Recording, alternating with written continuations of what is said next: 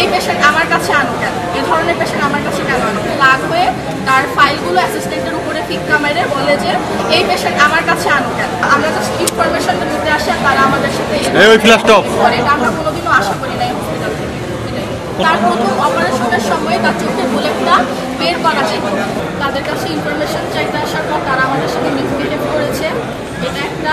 আর দ্বিতীয়ত হচ্ছে আমরা আশা করি নাই যে এখানে রোগীদের কাছে প্রত্যেকটা রোগীর কাছে আমরা নেগেটিভ রেসপন্স পাবো। রোগীর অবস্থা আমরা যতটুকু দেখতে আসছি তাদের চোখে অনেক প্রবলেম, মানে তারা তাদের রিলিজের কোনো নাই। আর এই কথা হচ্ছে তাদেরকে কোনো আশাও দেওয়া হচ্ছে না।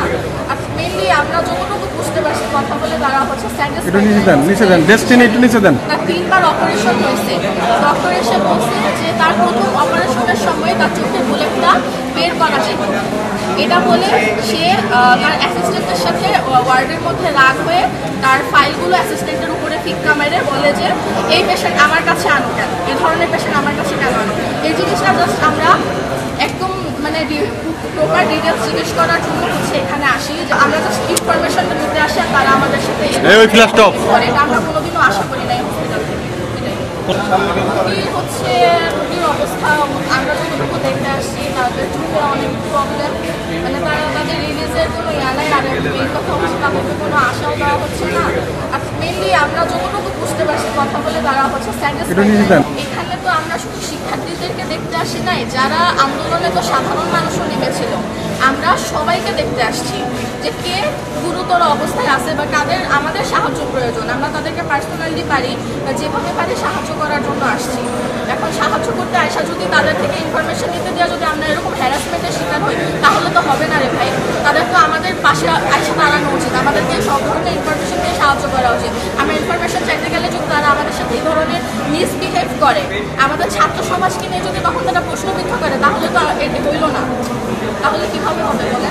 হাসপাতালে কর্তৃপক্ষের কাছে তো আমরা পরে যাব, আগে আমরা আসছি বেশিক্ষণ হয় নাই, আমরা আগে পেশেন্টদেরকে মনিটর করতে এসে জাস্ট আমাদের তো একটা ধাপ আগে উঠতে হবে, যে আগে ইনফরমেশন নিব যাচ্ছে এই ওয়ার্ডে এই রোগীর এই সমস্যা, মানে আস্তে আস্তে কর্তৃপক্ষের দিকে যাবো। যেমন আমরা কুর্মিটোলা হসপিটাল মনিটর করেছি লাস্ট 3 দিন যাবত, ওইখানে হচ্ছে 13 জন রোগী আছে, এর মধ্যে একজনের শুধু ক্রিটিক্যাল অবস্থা, প্রত্যেকেই হচ্ছে স্বাভাবিক অলরেডি, তাদের কোনো রিস্ক নাই লাইফের। তাদের প্রত্যেকের থেকে 15 জন রোগী থেকে 13 জনের 2 জন হচ্ছে রিলিজ হয়ে গেছে, বাকি 13 জন রোগী থেকে আমরা অনেক ভালো রেসপন্স পাইছি। প্লাস যে ক্রিটিক্যাল সিচুয়েশনের রোগী সেও বলতেছে কি সে কথা বলতে পারে না, সে ইশারা দিয়ে বলতেছে যে না আমি হসপিটালেই থাকবো, এই হসপিটাল থেকে আমি অন্য কোনো হসপিটালে যেতে চাই না। দ্যাট মিনস অবশ্যই হসপিটালটা অনেক ভালো চিকিৎসা দিচ্ছে তাদেরকে, কই আমরা তো তাদের থেকে এই রেসপন্সটা পেলাম না এই হসপিটালে। এটাই হচ্ছে আমাদের কথা, আমরা জাস্ট আসছি তাদের কাছে জানার জন্য যে আপনাদের মানে ইনফরমেশনটা দেন, আমরা যেন ডক্টরদের সাথে কথা বলতে পারি যে তারা এরকম কমপ্লেন করতেছে যে তাদেরকে নাকি প্রপার চিকিৎসা দেওয়া হচ্ছে না। এখন জিনিসটা আমাদেরকে একটু বুঝায় বলে। আমাদের একটাই অভিযোগ হচ্ছে যে তাদের কাছে ইনফরমেশন চাইতে আসার পর তারা আমাদের সাথে মিসবিহেভ করেছে, এটা একটা।